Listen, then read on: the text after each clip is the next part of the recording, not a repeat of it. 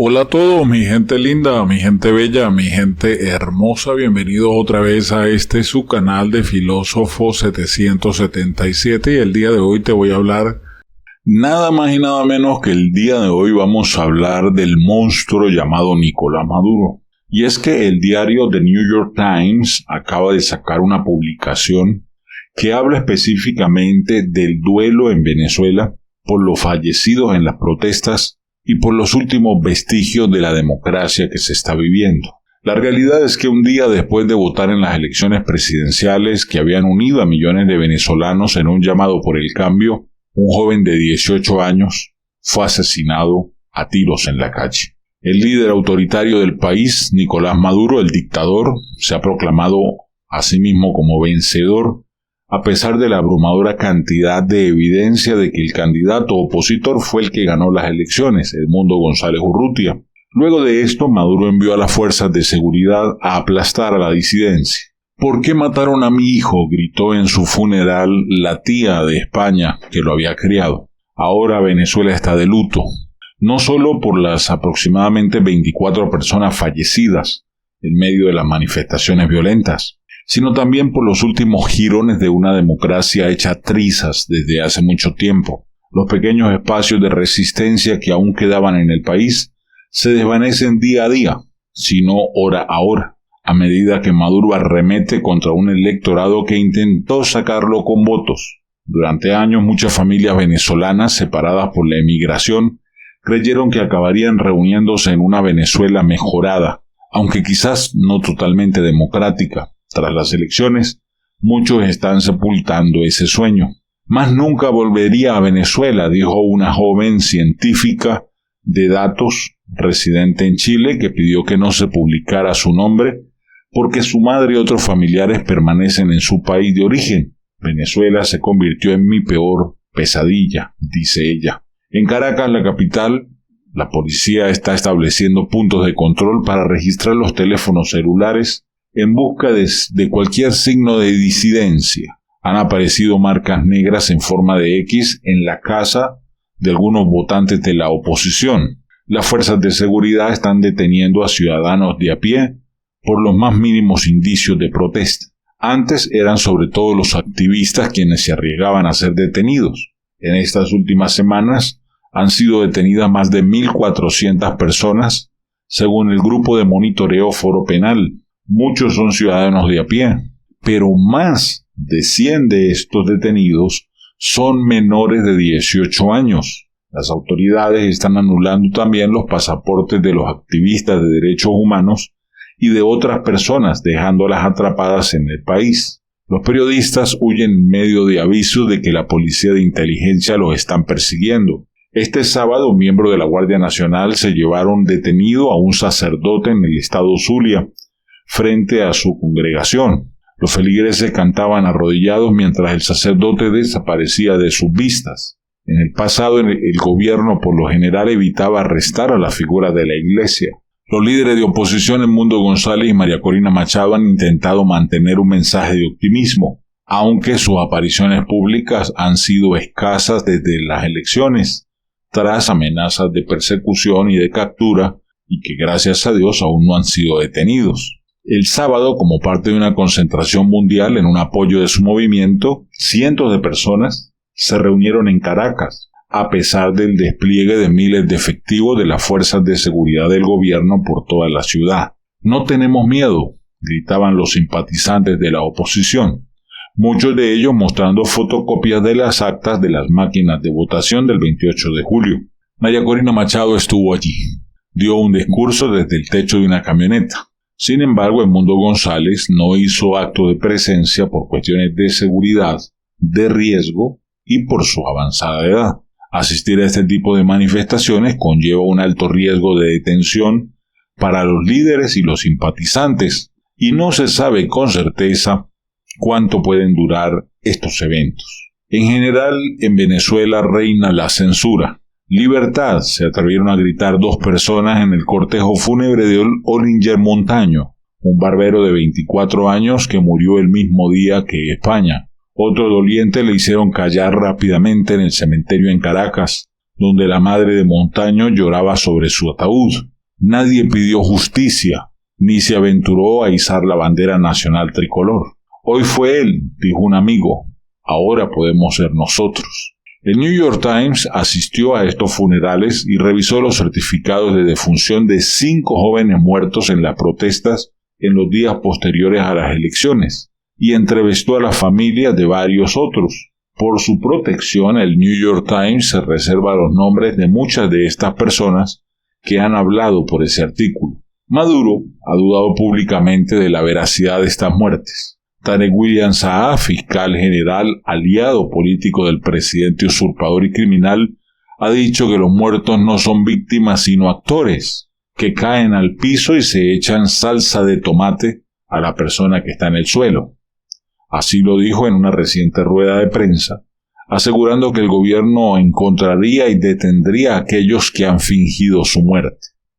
España era un joven de 18 años que no conocía otro gobierno que el del movimiento socialista que tomó el poder en 1999. Sus padres murieron cuando era niño y su tía lo acogió. Vivían en una zona pobre de Caracas y carecían de muchas cosas, pero él no quiso emigrar, como había hecho millones de venezolanos, pero sí quiso quedarse para votar. Un día después de emitir su voto, España fue con sus vecinos a protestar por primera vez en su vida, dijo su tía, pero Maduro ya había enviado a las calles a las fuerzas de seguridad y a sus pandillas aliadas, llamadas los colectivos. Esa noche la tía de España recibió una llamada. Su sobrino había muerto. Un único disparo en el pecho.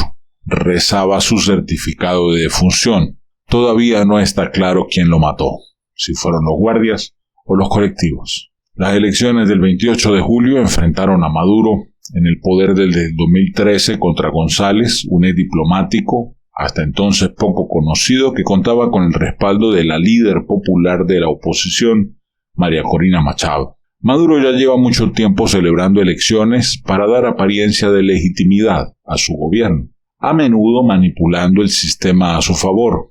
A medida que se acercaba la votación de ese año, pocos creían que Maduro cedería el poder, incluso si perdía. Estados Unidos ofrece una recompensa de $15 millones por información que conduzca a su captura. Además de esto, la Corte Penal Internacional lo está investigando por crímenes contra lesa humanidad. Ambas cosas lo hacen vulnerable si él abandona el poder. Aún así, el abrumador apoyo al movimiento González Machado incendió una llama en muchos de quienes esperaban un milagro. Quizás Maduro cedería y huiría a una nación amiga o aliada. Entonces, tras el cierre de las urnas, Jorge Rodríguez, presidente de la Asamblea Nacional de Venezuela, y el poderoso aliado de Nicolás Maduro, apareció en televisión y dijo: no podemos dar resultados. Dijo sonriendo ampliamente: pero podemos dar caras. El gobierno afirma que Maduro ganó con el 52% de los votos, pero todavía no ha querido compartir la evidencia que respalde dichas mentiras. La oposición ha recogido el 80% de las actas y las ha publicado en Internet. Hasta el momento se afirma con ese 80% que Edmundo González ganó con el 67% de los votos. La afirmación de la victoria de Maduro ha sido de una condena generalizada. Incluso analistas políticos normalmente conservadores han calificado las elecciones como un auténtico robo.